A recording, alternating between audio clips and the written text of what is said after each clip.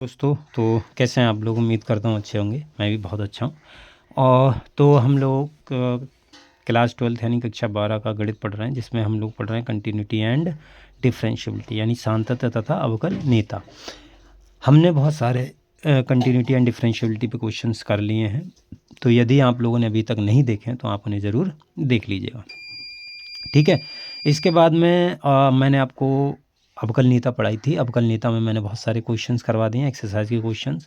तो आपने नहीं देखे तो आप वो भी देख लीजिएगा। आज हम लोग कुछ नई चीज़ करेंगे। मैंने आपको जैसा बताया था कि हम जैसे टी मानते हैं, अगर टी ना माने तो डायरेक्ट कर सकते हैं। हाँ बिल्कुल कर सकते हैं। उसका आंसर मैं आपको आज बताऊँगा। और देखो उससे थोड़ा ईजी भी पड़ जाता है, लेकिन आपको ध्यान में बस रखना पड़ता है। ठीक है। देखो जैसे हमने क्वेश्चन किया था अंडर रूट साइन एक्स, तो अंडर रूट साइन एक्स हमने क्वेश्चन ये किया था। इसमें हमने इसको टी मान के किया था। हमने ये मान लिया था टी मान के, अगर आपको पता हो तो मैंने टी बराबर साइन एक्स माना था।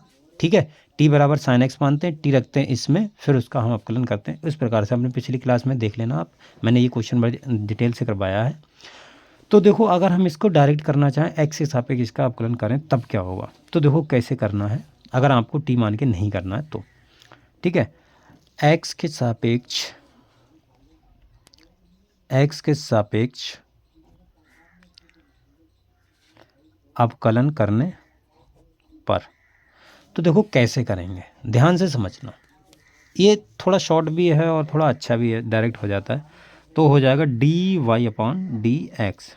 अब देखो जैसे अंडर रूट है, तो जो भी फंक्शन हो, जैसे यहाँ पर आ गया अंडर रूट, तो अंडर रूट के अंदर क्या है ये अभी आपको नहीं देखना है। सिंपल, अंडर रूट के अंदर क्या है क्या नहीं है ये आपको नहीं देखना है। इसको एक पॉलिनोमियल आप मानिए, एक बहुपद मानिए, कोई बहुपद लिखा हुआ उसका हम अवकलन कर रहे हैं। जैसे आपने अंडर रूट एक्स का किया होगा, तो अंडर रूट एक्स का जब करते हैं तो एक्स की पावर 1/2 हो जाता है। तो इसका हम पावर के हिसाब से करते हैं, मतलब घात के हिसाब से। घात पहले आ जाती है, ये आपने अवकलन में सीखा होगा। और फिर हम इसका करते हैं, एक्स का हो जाता है 1। ठीक है। तो उसका हम अवकलन जानते हैं। इसी प्रकार आप थोड़ी देर के लिए इसको मान लीजिए कि ये कोई बहुपद लिखा हुआ है, हमें सिर्फ अंडर रूट दिख रहा है। तो मैं क्या इसको डी अपॉन डी एक्स इसका करना है, और इसको मैं साइन एक्स की घात 1/2 लिख सकता हूँ। बिल्कुल लिख सकता हूँ, क्योंकि अंडर रूट है तो अंडर रूट ऐसे चढ़ा सकते हैं कि नहीं। हाँ चढ़ा सकते हैं। अब देखो इसको थोड़ी देरी के लिए बहुपद मानो, तो घात को अगले ले आओ, तो घात आ जाएगी अगले। अंदर वाला वैसा ही रहेगा, उसको अभी छेड़छाड़ मत करना। और इसकी घात 1/2 -1, इससे एक कम हो जाएगी। अब आपको क्या करना है, जो अंदर चीज़ लिखी हुई है इसका फिर से करना है अवकलन, into D upon D x, और अंदर जो भी है साइन एक्स, तो इसका अवकलन कर दिया हमने साइन। ठीक है। पहले हमने घात का कर लिया, फिर हमने जो अंदर वाली चीज़ लिखी है उसका कर लिया अवकलन, तो ये है।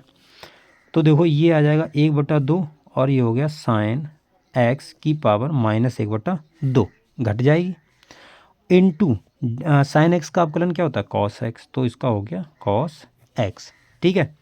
तो ये हो गया 1 इसको नीचे लाएंगे तो 2, ये आ जाएगा साइन एक्स की घात 1/2, और ये हो गया कॉस एक्स इनटू में।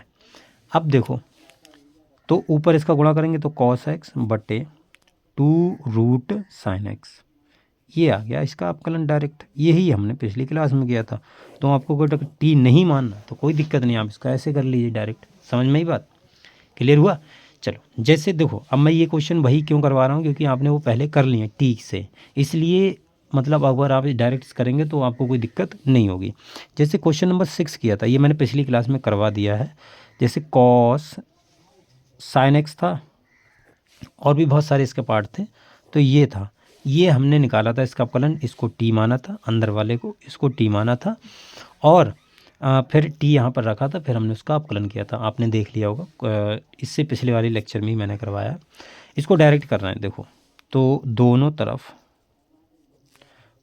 तरफ एक्स के सापेक्ष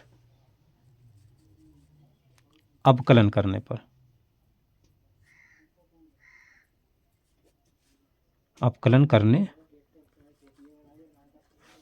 करने पर, ठीक है।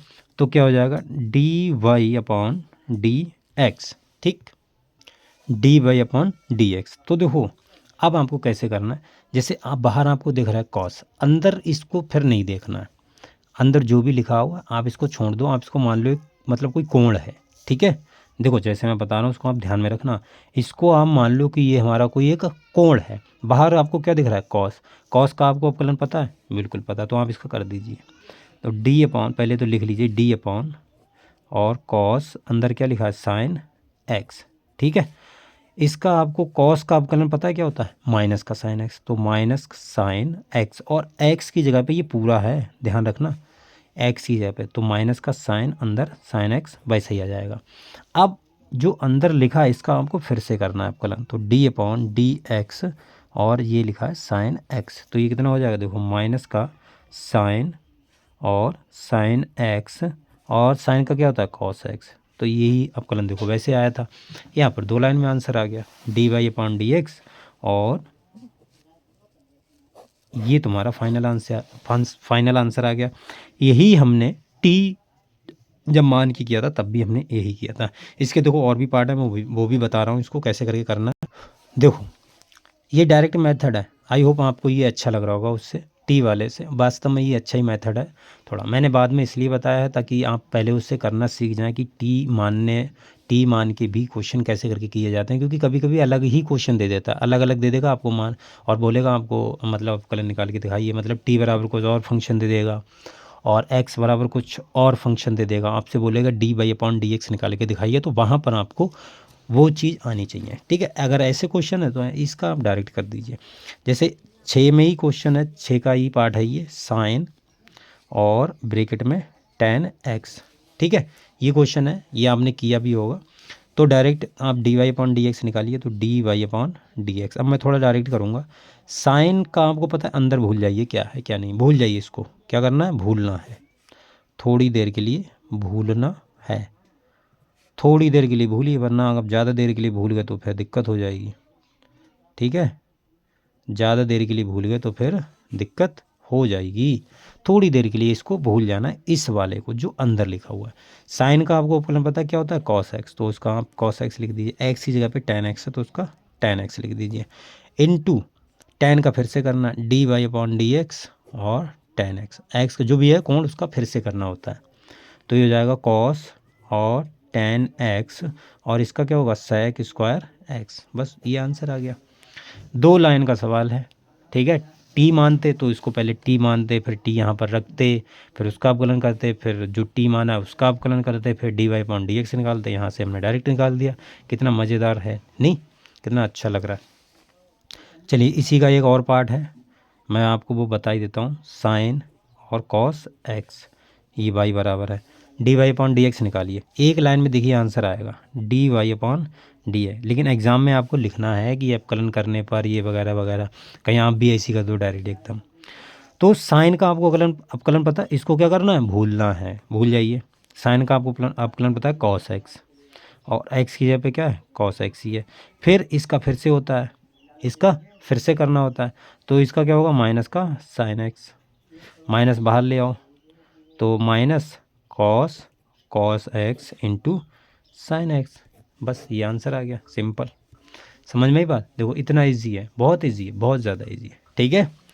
अब जैसे 7वें का देखो लास्ट पार्ट है, ये है 1 प्लस साइन एक्स, इसका आपको अवकलन करना है एक्स के सापेक्ष में, तो आप अंडर रूट में है तो इसको थोड़ी देर के लिए आप टी का या एक्स का कोई भी बहुपद मान लीजिए, क्या दिक्कत पड़ता है, अंडर रूट है तो इसको आप ऐसे लिख सकते हो वाई बराबर 1 प्लस साइन एक्स की घात 1/2।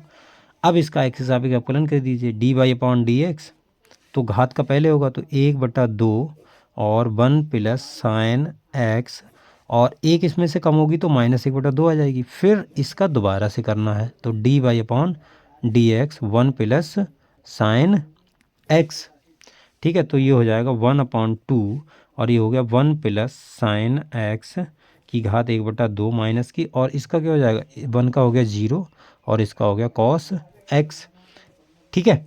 तो ये देखो कॉस एक्स को उधर ले आओ, तो कॉस एक्स ऊपर कॉस मतलब 0 प्लस कॉस एक्स ही बचेगा, और नीचे का हो जाएगा 2 तो है ही, ये नीचे जाएगा तो अंडर रूट हो जाएगा 1 प्लस साइन एक्स, बस ये आंसर आ गया। समझ में आई बात? ये डायरेक्ट मेथड है। तो ये अगर आप ध्यान से करेंगे तो ये आपको ज़्यादा ईजी है, वरना आप अगर टी मान के करना चाहें तो टी मान के कर सकते हैं, इससे करना चाहें तो इससे कर सकते हैं, आपकी मर्ज़ी है, आप जिससे भी करना चाहें उससे कर सकते हैं, कोई दिक्कत वाली बात नहीं है। ठीक है, खैर आप इसके और भी जो 9-10 सवाल रह गए हैं वो भी आप ट्राई कीजिए, अगर आपसे नहीं बनेंगे तो आप मुझे बताइएगा। बाकी तो कोई दिक्कत नहीं है, आप टी मान के कीजिए तो आपकी मर्ज़ी, अगर आप ऐसे करना चाहते हो तो ऐसे कर लीजिए। ठीक है, मेथड दोनों सही है, कोई दिक्कत नहीं, ये थोड़ा ईजी रहता है, वो उसमें टी मानने में थोड़ा कि किसको टी माने किसको नहीं टी माने, इसलिए डायरेक्ट कर देते हैं, तो ये डायरेक्ट ज़्यादा बढ़िया है। ठीक है, चलिए फिर आज के लिए इतना रखते हैं, मिलते हैं अगली वीडियो में, तब तक के लिए बाय।